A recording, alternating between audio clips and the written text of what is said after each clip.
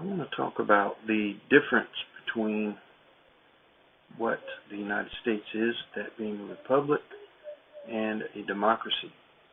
The United States, first of all, is not a democracy. It is a republic.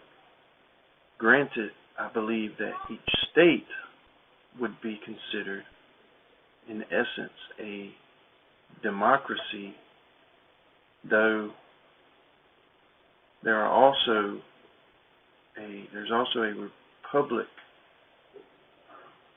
background as well, because you have different districts where you have representatives that those districts vote for to represent them in state legislation.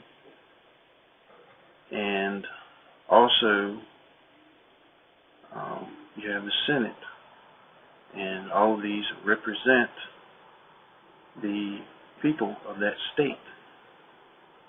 So in that sense, it's democratic that you vote for people that represent you for your district. So in that district, you are democratic. But it is not a democratic government. It is a Republican government, which really basically just means a representative government. And I've heard lots of people that have a real issue with this and the idea of the Electoral College, which is a very important part of a Republican government. Because in a democratic government, it is the majority that rules. And in allowing that to be the practice of a country, it is not in the best interest of everybody, because in essence you could have a group has one more vote than the other.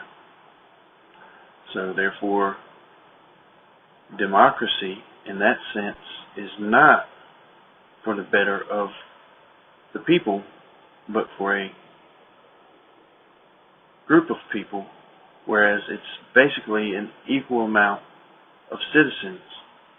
The United States, on the other hand, is a very different form of government, because it is made up of, 50 states now, and possibly Puerto Rico making 51.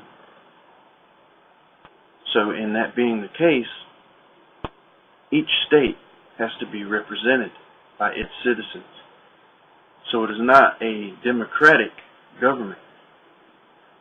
It is not the citizens of the United States that vote and who decide who are the elected officials in our government, but it's each state is represented in the federal government, and each person gets to vote in their state for those representatives,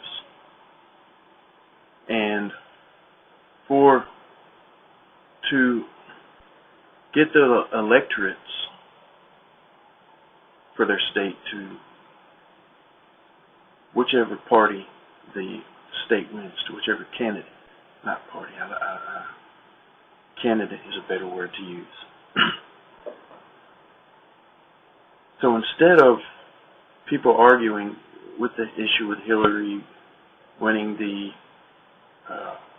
popular vote, that is irrelevant when it comes to a Republican government that we have, which is a wonderful thing. And the reason that they even established it was because the states themselves were colonies in the beginning, and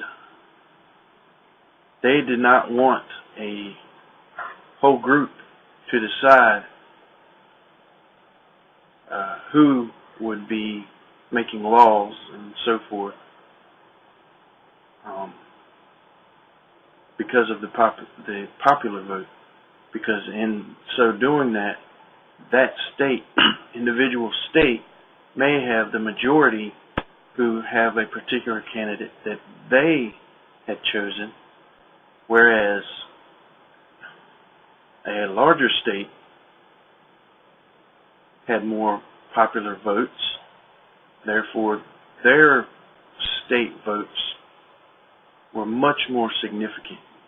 Just as a small example, you have a neighborhood that has 100 people, and then you have another neighborhood that has 20 people.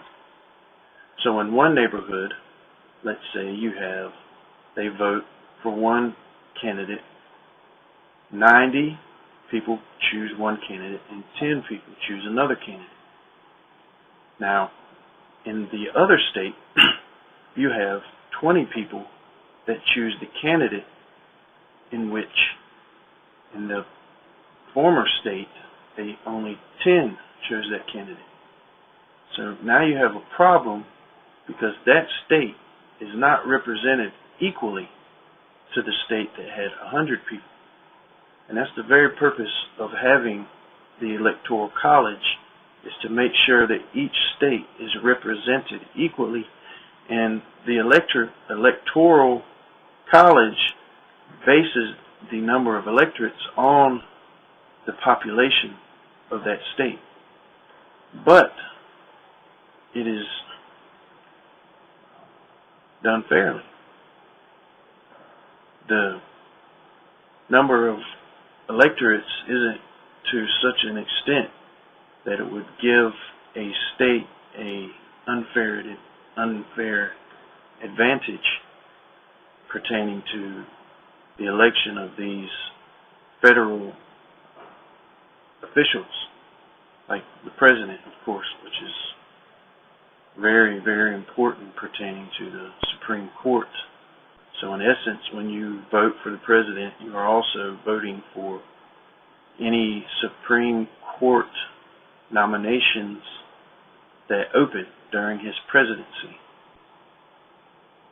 So that's the simple understanding of what the difference is between what kind of government we have, which is a republic, and what a democracy is. And I think it's a wonderful thing that we have a republic, that the states that we live in can't be usurped by a larger state, which in many cases there's states such as California, whose population is enormous, and then you have states that, such as West Virginia, which their population is significantly lower than California. So they are very underrepresented in the popular vote. So we should all be thankful for the Electoral College, and we should not allow our political ideologies to usurp the justness and the benefits of an Electoral College. So I hope this is helpful in some way in helping to explain the benefits and the negative aspects, the benefits of a republic and the negative and problematic issues with a democratic government. And I just hope we're all thankful for what the founders established. And I look forward to these coming elections, and I hope we all remember that the only reason these elections take place is because we have an Electoral College, because we have a Republican government who allows us to have our representatives to represent each state, which is what electorates are. They represent each state. All right. Have a great day.